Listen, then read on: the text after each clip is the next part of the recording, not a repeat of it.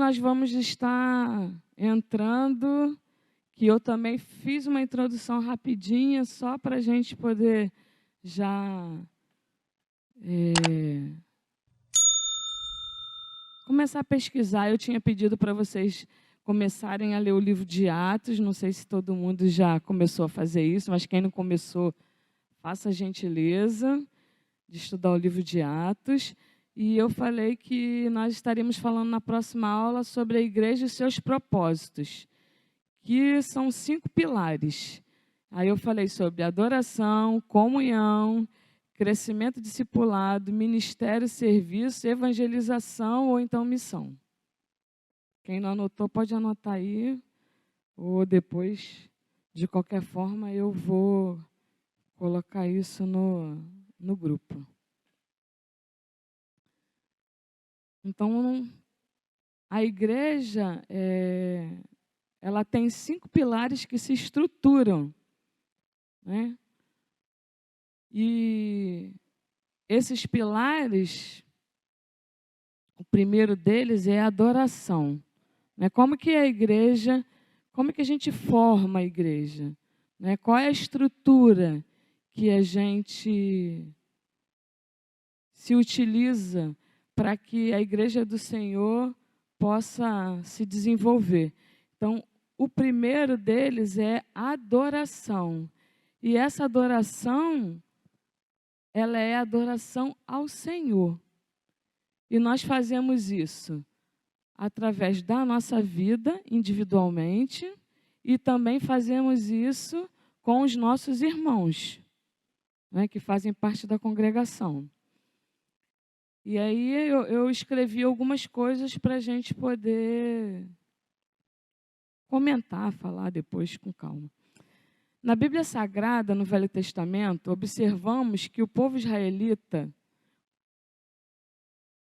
como nação eleita e escolhida por Deus, possuía sua liturgia de adoração, conforme estabelecimento e determinação divina, pois Deus era quem dirigia, quem dava as regras, e o formato das edificações e os locais do cerimonial religioso. Então, isso era tudo, antigamente, orientado por Deus. Era Deus que direcionava o povo como que fazia, como que deveria ser feito. Deveria, então, os reis, príncipes, sacerdotes, levitas e toda a congregação de Israel seguir e reverenciar, adorar a Deus e adorar a Deus dentro do padrão estabelecido, correndo o risco de pagar com a própria vida ou ser penitenciado quando uma regra viesse a ser desrespeitada. E a gente vai encontrar isso lá em Salmo 119, 4, versículos 4, 11, 21, 89 e 106. E Salmo 84, 1, e versículo 1 e 4. E Eclesiastes, capítulo 5, versículo 1. Em toda a igreja do Novo Testamento, encontramos as orientações dos apóstolos no sentido de que os cristãos adorassem a Deus verdadeiramente, livres do mundanismo. Os cristãos são ordenados a ler a Bíblia quando se reúnem para adoração a Deus. Paulo exortou Timóteo nesses termos: até a minha chegada, aplica-te à leitura, à exortação, ao ensino. Além de promover e regular a adoração coletiva de Deus pela congregação, o propósito de missão da igreja inclui fomentar a adoração a Deus por parte de cada indivíduo. A adoração não acontece somente nos cultos e nas reuniões públicas. Deve acontecer no nosso viver diário como cristão. Por isso, Paulo, em Romanos 12:1, exortou aos cristãos de Roma: apresentai-vos o vosso corpo por sacrifício vivo, santo e agradável a Deus, que é o vosso culto racional. Então, a adoração a Deus, ela não é feita só quando nós estamos aqui. A adoração a Deus é feita na nossa casa, individualmente, por cada um de nós. E é lá no nosso lar, na nossa casa, que nasce a chama, né? No nosso coração, para que a gente possa, quando vier ao culto, chegar aqui e espalhar essa chama. Então, se eu venho ao culto, mas eu não tenho nenhuma intenção, ou simplesmente eu passo a semana toda desapercebido, que o Senhor é o Senhor da minha vida, quando eu chego aqui no domingo para adorar a Deus, eu venho mecanicamente. O meu coração não está ligado com o Senhor. E nós fazemos isso, né? Depois de um certo tempo que a gente já está no Evangelho, acontece exatamente isso. Você fala assim, hoje tem programação na igreja. Aí você vem, participa, sai daqui, vai embora, e aí é como se você estivesse indo no mercado, indo para a escola, indo na casa de alguém. Então, se torna uma coisa meio que irrelevante. E não é irrelevante quando a gente olha para a cruz e percebe que o Senhor deu a vida dele por cada um de nós. Então, a nossa adoração, ela precisa começar lá na nossa casa.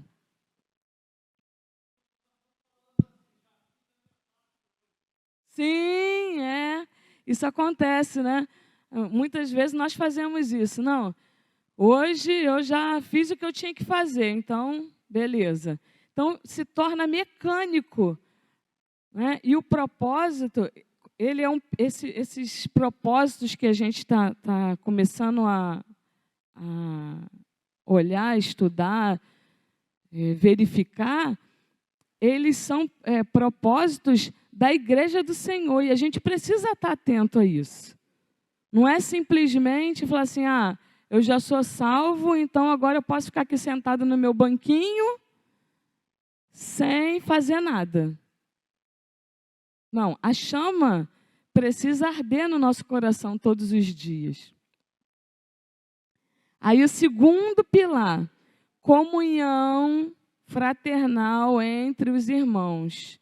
A nossa comunhão com Deus faz com que a gente também tenha uma comunhão com os nossos irmãos.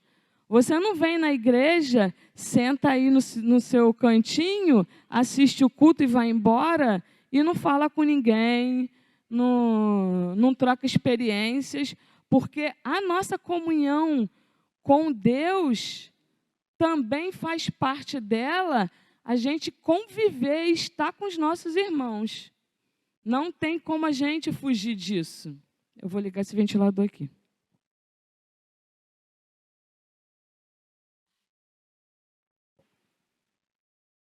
Então, quando você faz isso mecanicamente também, você também não está agradando a Deus. Deixa de ser um propósito da igreja do Senhor quando simplesmente você vem aqui e fala assim, estou fazendo a minha obrigação. Estou assistindo aqui o culto e vou embora para minha casa quando terminar e está tudo bem.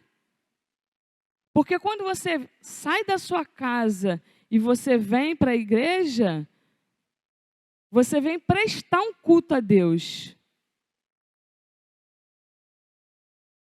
Então, o seu coração precisa estar nesse foco.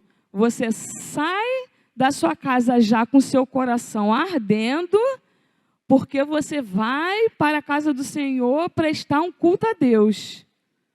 Você não vem aqui simplesmente para você. E isso acontece muito hoje, porque assim, as pessoas vêm na igreja para receber bênção, para ter prosperidade, para ganhar alguma coisa do Senhor. Mas as pessoas esquecem que, na verdade, o propósito, quando o Senhor formou a igreja, era para que todos tivessem uma vida em comum, para que os irmãos pudessem conversar, trocar experiências, porque é assim que nós aprendemos. Eu não aprendo nada sozinho. Você não aprende nada sozinho. Então, se você já vem com o seu coração na intenção de simplesmente chegar aqui, sentar e assistir o culto e achar que o pastor tem que fazer a parte dele, o pessoal que trabalha na introdução tem que fazer a parte deles, o pessoal do louvor tem que fazer a parte deles, e a sua parte é só ficar sentado, ouvir e ir embora. Né? Receber, né? Porque assim, a mentalidade hoje das pessoas é exatamente essa. Eu vou para a igreja para receber do Senhor. Você não vem para a igreja para oferecer o culto a Deus. Você vem para ganhar e não para dar. E nós precisamos ter esse olhar de que quando nós estamos aqui ou quando nós saímos da nossa casa, a gente não vem só para receber. Claro que o Senhor nos proporciona isso, mas você vem para dar, para prestar um culto ao Senhor. Então o teu coração tem que estar ardendo para você poder fazer isso.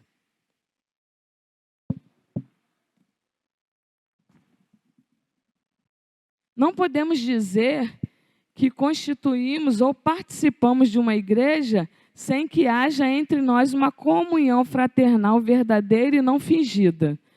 Perde o seu tempo o cristão que frequenta uma congregação e não promove a paz, harmonia e bem-estar social.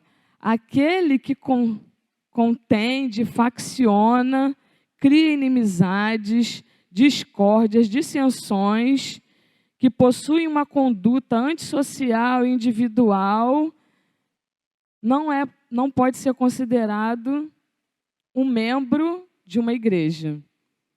Uma igreja só é igreja quando os seus congregados e membros trabalham para o bem comum, buscando os mesmos objetivos.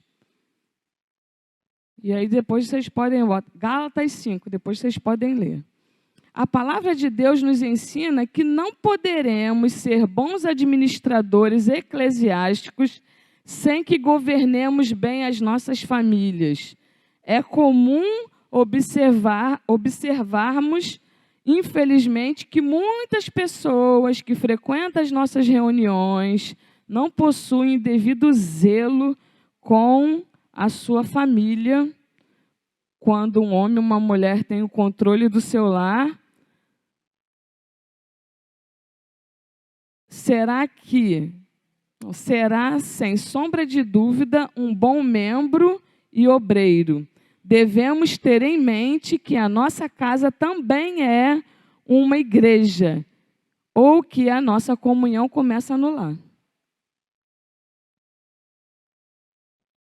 E aí hoje a gente vive muito isso, né? Porque às vezes você vem aqui para a igreja, na maioria das vezes, você vem para a casa do Senhor e você ora, participa do culto, e aí quando você sai daqui, você chega em casa, aí você quer brigar, aí você quer gritar, aí você quer maltratar. Quer não, né? Muitos fazem isso. Não fica só no querer. Fica na ação, verdadeiramente. E nós vemos hoje famílias destruídas por conta disso.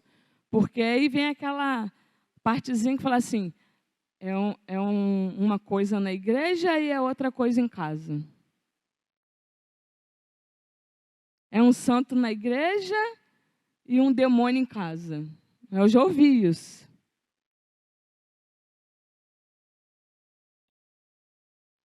Então, a nossa comunhão, ela começa lá na nossa família, lá na nossa casa. Pode ser que você não tenha um pai que conheça a palavra de Deus, uma mãe, uma esposa, um esposo, mas isso não te impede de você ser uma pessoa atenta a tudo isso. Não é porque você não tem uma família cristã que você vai poder lá na sua casa fazer o que você acha que você pode fazer e depois chegar aqui e ser um bonzinho.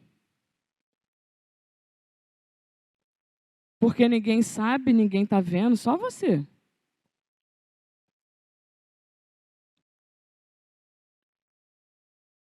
Às vezes, os pais são verdadeiros santos na igreja, mas, em compensação, no seio da família, da sua família, são agentes do maligno, onde ocorrem brigas, discórdias e outras condutas deste tipo, impedem as bênçãos de Deus.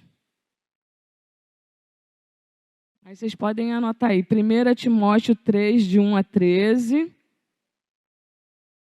Efésios 5, de 13 a 26 e Efésios 6, de 1 a 9. Terceiro propósito, discipulado. Crescimento da igreja. Através do discipulado, que promove a edificação do corpo de Cristo, vidas espirituais são geradas, crescem, amadurecem e se reproduzem no reino de Deus. Esse é o processo de crescimento que se dá à luz da palavra de Deus e que leva vidas a alcançarem a medida da estatura de Cristo.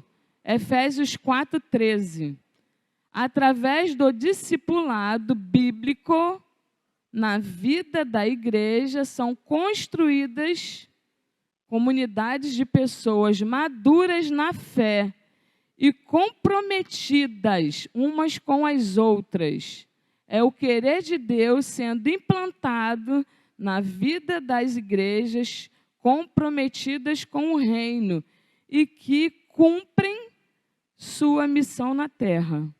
Deus é um ser moral, portanto, sua igreja deve ter uma conduta também moral, espiritual e educacional, além de que deve ser organizado.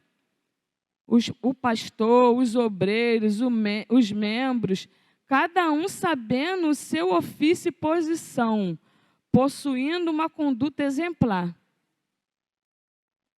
Então, irmãos, o nosso papel aqui não é simplesmente você vir ao culto, chegar aqui, sentar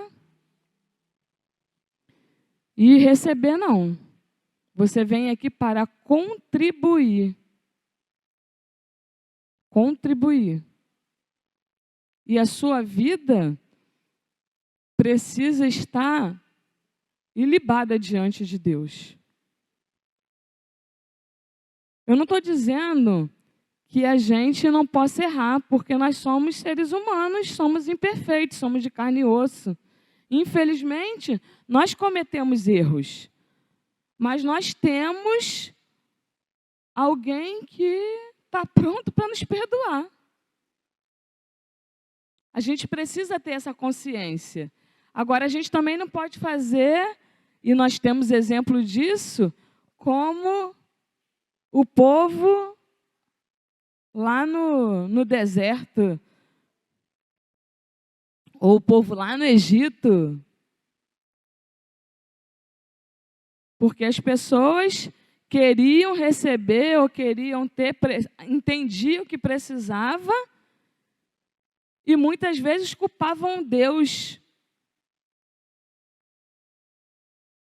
Culpavam a Deus pelas suas falhas. pelas suas faltas. Nunca eles queriam se responsabilizar pelos seus atos. Eles entendiam que Deus tinha que dar tudo que eles queriam. Que tinha que ser da maneira que eles desejavam. Mas eles não precisavam fazer esforço nenhum. E não foi diferente lá nos sacrifícios. Porque assim, quando os sacrifícios foram ordenados, que eram para redimir lá os pecados, chegou um tempo que as pessoas entendiam que elas podiam pecar porque elas já tinham como fazer para poder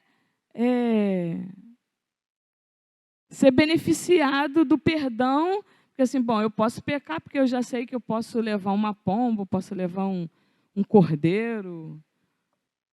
Então já era alguma coisa premeditada. E os sacrifícios foram abolidos por conta disso. Hoje nós não precisamos mais sacrificar animais para a gente ter o perdão de Deus. Porque o Senhor morreu na cruz, nós temos acesso direto a Ele. Então, se você errar, então você já vai direto ao Senhor e peça perdão. Mas precisa ser um perdão genuíno. Não é simplesmente você falar assim, Senhor, me perdoa. E daqui a pouco você vai lá e faz a mesma coisa.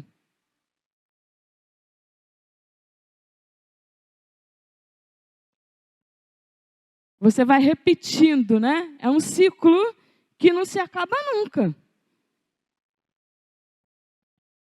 Porque você fica lá tranquilinho, bom, Jesus já morreu na cruz por mim, até na hora da minha morte eu posso pedir perdão. Tá, mas você sabe o dia que você vai morrer? A hora? O lugar? Quando? Como? Você não sabe.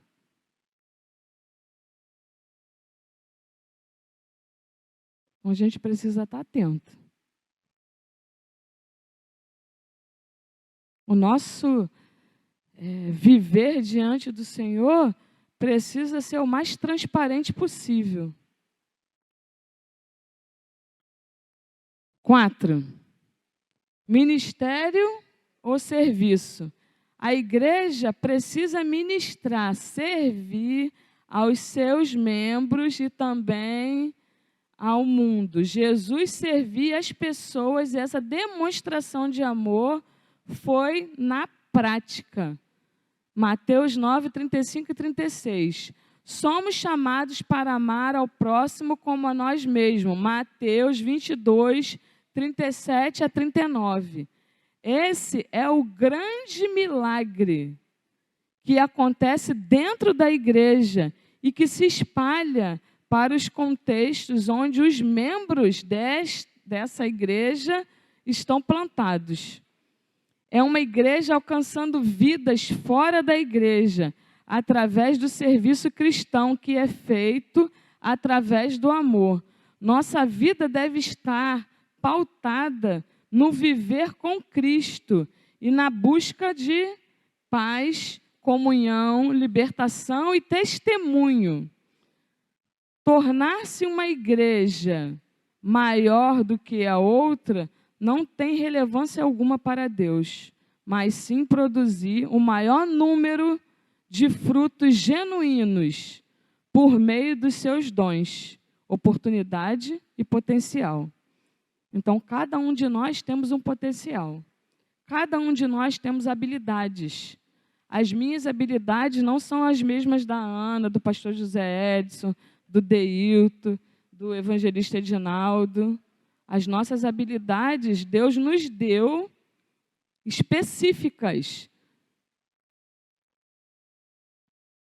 E é por isso que nós alcançamos, né, pessoas quando nós evangelizamos, porque eu tenho uma maneira de me expressar, eu tenho uma maneira de viver. O meu testemunho precisa ser vivo diante do mundo, para que as pessoas que estão lá fora possam olhar para a nossa vida né, e ficar curioso. Assim, como que pode a pessoa ter mudado tanto? O que aconteceu na vida daquela pessoa? Hoje nós percebemos que as igrejas estão lotadas. Até que isso diminuiu aí depois da pandemia, né? Mas antes da pandemia, as igrejas estavam abarrotadas. E as igrejas brigavam por quantidade de membro. Nós não estamos aqui para isso. O nosso lugar eterno é lá no céu com o Senhor. A nossa preocupação precisa ser com as vidas que estão lá fora, que não conhecem esse Cristo, que mudou a minha vida e que mudou a sua vida.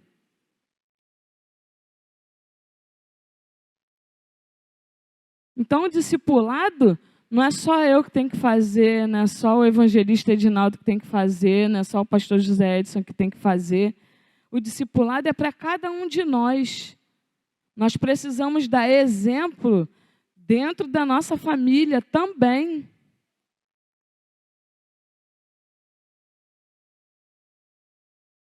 Nós conquistamos, né, os nossos familiares através do nosso testemunho, da nossa vida.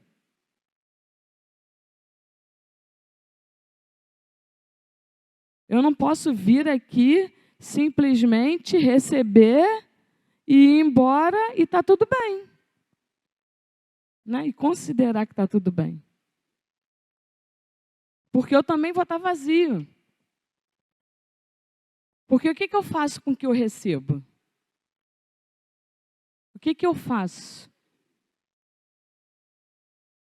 Se você não faz nada, então não tem razão para você estar aqui. Ah, não, mas aí eu quero a minha salvação. Tá, mas e as outras pessoas que precisam dessa mesma salvação? Se você não se importa com elas, então não tem fundamento Jesus ter lhe salvo e você simplesmente desconsiderar o que Jesus fez na cruz pela tua vida e que pode fazer pela vida da sua família, pela vida dos seus amigos, pela vida daquelas pessoas que estão sofrendo aí fora.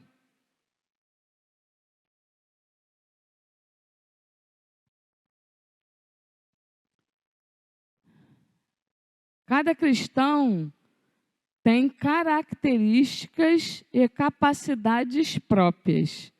Quando fomos criados por Deus, recebemos dele toda uma condição única e com propósitos para ministrarmos na terra. Existe em cada um de nós uma paixão específica, ou seja, aquilo que produz em nós uma profunda alegria quando o realizamos, encontramos o nosso ministério. Então, se você ainda não descobriu qual é a sua paixão,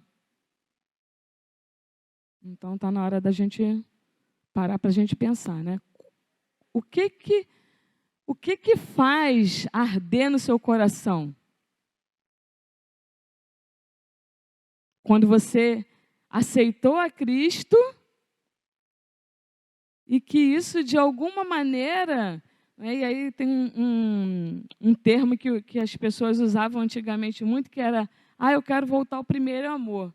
Por quê? Porque quando a gente se converte, né, a gente quer salvar todo mundo. A gente quer distribuir o tempo inteiro que a gente recebeu para todo mundo e não importa quem.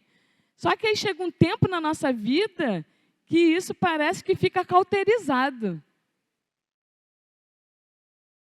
Que você não se importa mais com isso. Que você se importa simplesmente que assim, eu estou salvo, beleza, eu vou para o céu e está tudo bem. Se as outras pessoas vão ou não, não é minha responsabilidade. Aí eu te digo que é assim. Você trabalhar. Porque assim, nós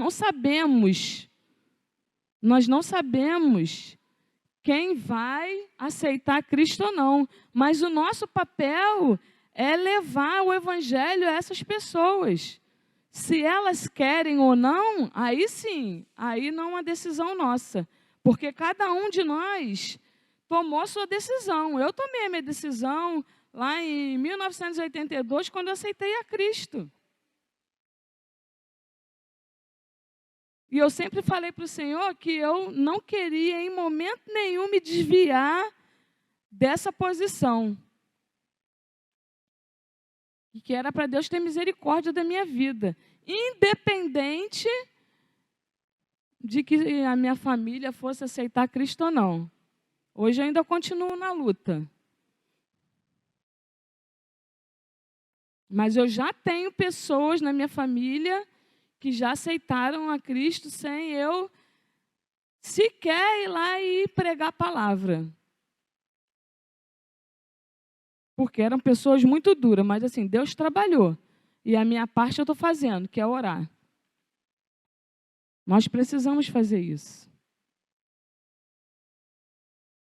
E muitas vezes nós não consideramos que se simplesmente você, de repente, estiver com a sua família em algum ambiente, você precisa dar o teu testemunho ali naquele espaço. Porque se você for igual a todo mundo que está ali, que não conhece a Cristo, então você já deixou de ter um propósito na tua vida, quando Cristo te salvou. Então, faça a sua parte. O primeiro amor não pode sair da gente nunca. Ele tem que nos acompanhar até ou a nossa morte ou a vinda de Jesus.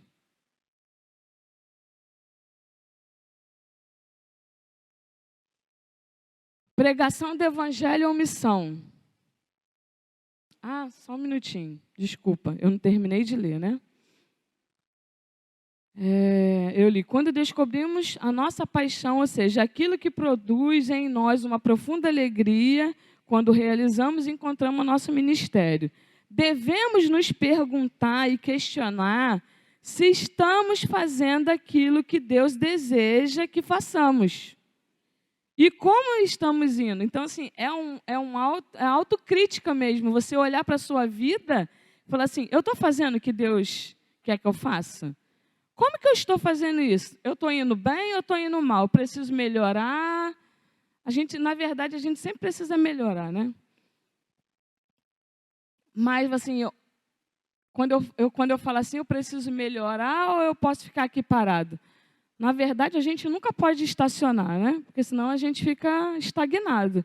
Então, nós sempre precisamos melhorar. Mas a pergunta, ela precisa existir. Eu estou fazendo, né, as perguntas no caso, eu estou fazendo o que Deus deseja que eu faça? Como que eu estou fazendo isso? Eu estou indo bem? Estou indo mal? Você precisa fazer uma autoanálise, precisa fazer uma autocrítica.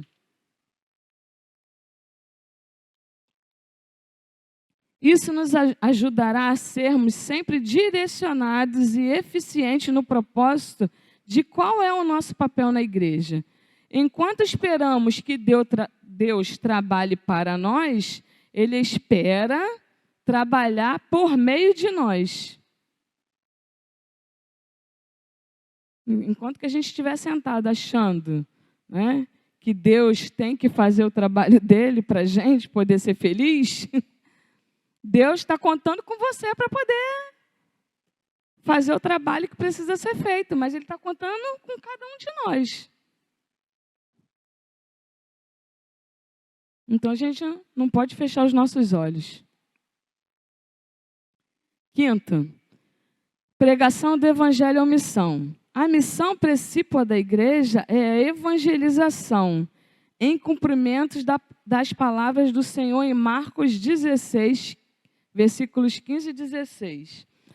O vocábulo ide é uma ordem imperativa e direta do Senhor Jesus.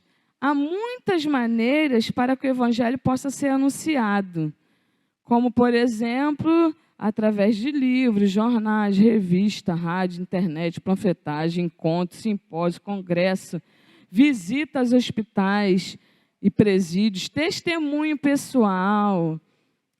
Pode ser feita nas ruas, nas praças, nas escolas, nos lares e até aqui dentro. Mas para que haja uma evangelização sadia e com sucesso, devemos ser capazes de comunicar a palavra de Deus com transparência, de forma genuína, sendo mensageiros eficientes. Somos embaixadores de Cristo na terra e a nossa missão é evangelizar, é fazer Cristo conhecido até os confins da terra. Em Mateus 28, 18, Jesus nos afirma: portanto, ide e fazei discípulos de todas as nações. No grego, o verbo fazer está no gerúndio e o sentido é ide fazendo discípulos. Ide fazendo discípulos. É dever de cada cristão compartilhar as boas novas da salvação de Cristo onde quer que vá. A igreja não pode perder a visão de anunciar que Cristo veio, morreu numa cruz, ressuscitou e prometeu voltar para nos buscar e nos levar aos céus. Essa é a centralidade da mensagem salvífica de Cristo. É através do evangelismo local e comprometimento com a obra missionária que a igreja cumpre sua responsabilidade, anunciando a salvação de Cristo ao mundo. Ser participante ativo na obra de evangelização de Cristo ao mundo é um privilégio que foi otorgado por Cristo à igreja. Então, é um privilégio nosso estarmos aqui. É um privilégio nosso quando Jesus nos tirou lá do lamaçal do pecado. Isso é privilégio.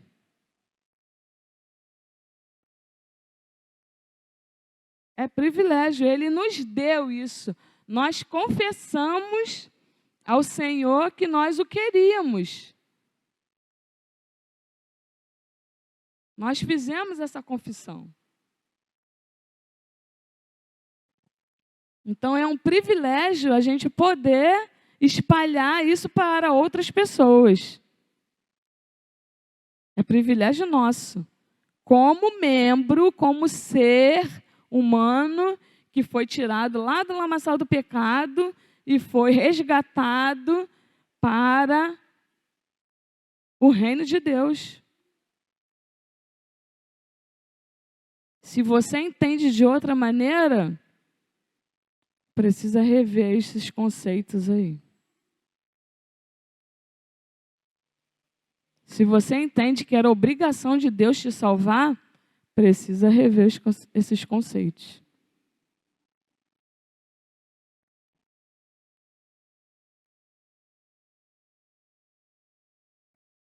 Então, é fácil nós fazermos tudo isso? São 5 propósitos. Assim, a princípio, né? Claro que a gente precisa fazer outras coisas. Mas, a princípio, são 5 coisas básicas, mas coisas que são altamente relevantes na nossa vida. Se você não adora Deus, se você não tem comunhão nem com o Senhor, nem com os irmãos, se você não entende que você precisa crescer, que você precisa ser discipulado, se você não consegue aprender e ministrar isso na vida das pessoas, das outras pessoas, e se você não prega o evangelho, o que você está fazendo aqui?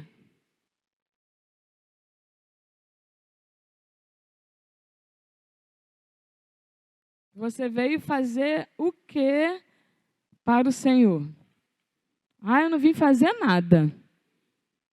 Eu vim aqui só para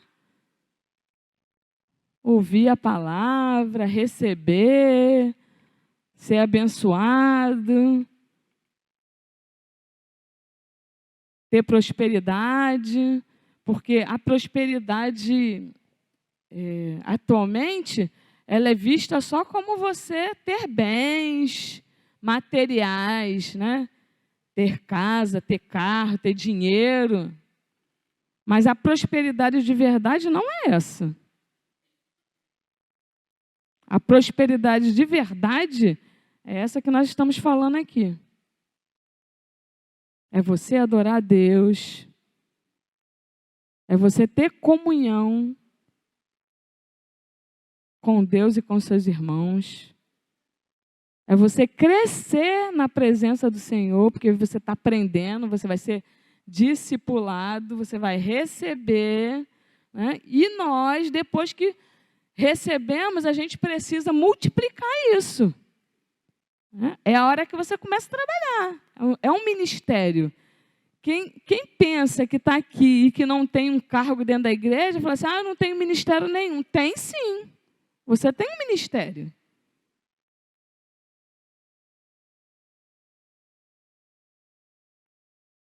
O ministério de pregar a palavra de Deus. Evangelizar não é só para quem é líder, para quem é pastor, para quem é diácono, seja lá o que for, né? É para todos nós. Cada um de nós que estamos sentados aqui, que fazemos parte da igreja do Senhor, é a nossa obrigação. E às vezes é difícil, né? A gente ouvir isso. Porque aí você entende, mas eu já estou tantos anos na igreja, já fiz tanta coisa, agora está na vez dos outros. Eu já ouvi muito isso, né? Eu já trabalhei muito. Agora está na vez do pessoal que está chegando agora, que está aprendendo. Tá, mas como que eles vão aprender se você não quiser ensinar? Como que eles vão aprender se você não der testemunho? Como que você vai aprender? Como que eles vão aprender se você não estiver ali ministrando, cuidando da vida do teu irmão? Então, você tem um papel importante. Você pode não aceitá-lo, ou você pode entender que você não precisa fazer isso, mas eu te digo que você precisa. Porque senão você também não cresce. É igual plantinha, né, gente? A nossa vida com Cristo é igual uma plantinha. Quando você bota ela lá na terra, se você não molhar, né, se você não regar, se você não colocar num lugar onde que ela possa receber os nutrientes, se a terra é ruim, se você deixar na chuva o tempo inteiro, ou se você deixar no sol o tempo inteiro, vai morrer. Literalmente vai morrer. Então a gente tem que olhar para a nossa vida como se fosse uma plantinha mesmo. Todo dia você tem que ir lá. Tem uma folhinha aqui que está queimando, então eu tenho que tirar. A terra está seca demais, eu tenho que molhar. A terra está úmida demais, aí eu tenho que regar lá, misturar, fazer lá o que eu preciso fazer para a terra não ficar muito molhada, para a raiz não apodrecer e a minha plantinha morrer.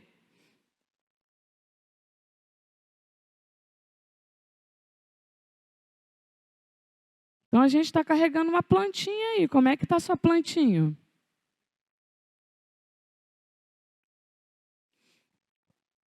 É fácil a gente olhar para isso tudo e falar assim, meu Deus, eu tenho uma responsabilidade, mas eu não quero aceitar. Porque tem isso também, né? Falar assim, eu não quero isso para mim. Tem gente que fala assim, eu não quero isso para mim. Mas quando você aceitou a Cristo, você começou a caminhar com Jesus. E aí você olha e fala assim, Jesus morreu na cruz por mim. Eu não vou morrer na cruz por outra pessoa, porque Jesus já fez isso, mas qual é o meu papel nessa situação? Qual é o meu papel quando eu começo a congregar, a fazer parte de uma igreja? Qual é o meu papel?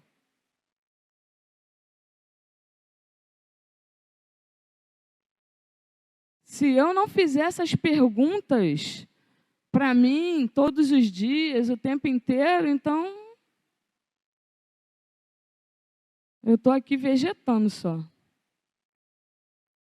Simplesmente isso. Estou vegetando. Amém? Eu vou depois colocar lá no grupo. Eu terminei o primeiro capítulo.